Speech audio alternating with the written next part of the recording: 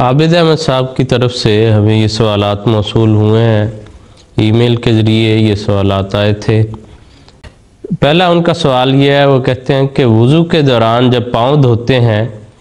تو کیا ہاتھ سے مل کر دھونے چاہیے یا صرف پانی ڈالنے سے بھی دھل جاتے ہیں پاؤں؟ اگر پاؤں مٹی میں اٹے ہوئے ہیں یا گارے سے لتڑے ہوئے ہیں تو جب تک ہاتھوں سے مل کر پاؤں کو نہ دھویا جائے گا پاؤں صاف نہیں ہوں گے۔ محض پانی بہانے سے پاؤں پوری طرح صاف نہیں ہوں گے، اس لیے پھر ہاتھ سے مل کر پاؤں کو دھونا پڑے گا تاکہ جو سارا مٹی اور بھی گندگی لگی ہوئی ہے وہ اچھی طرح سے پاؤں سے جدا ہو جائے۔ لیکن اگر پاؤں صاف ہیں تو پھر تو پانی ڈالنے سے اچھی طرح پاؤں پر وضو ہو جائے گا۔ لیکن بعض لوگوں کی پاؤں کی انگلیاں ان میں آپس میں کافی خلا ہوتا ہے،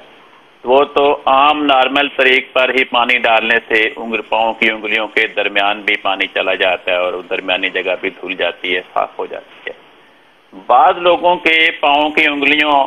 کا گوشت اس قسم کا ہوتا ہے کہ یوں لگتا ہے جیسے ان کے درمیان خلا نہیں ہے،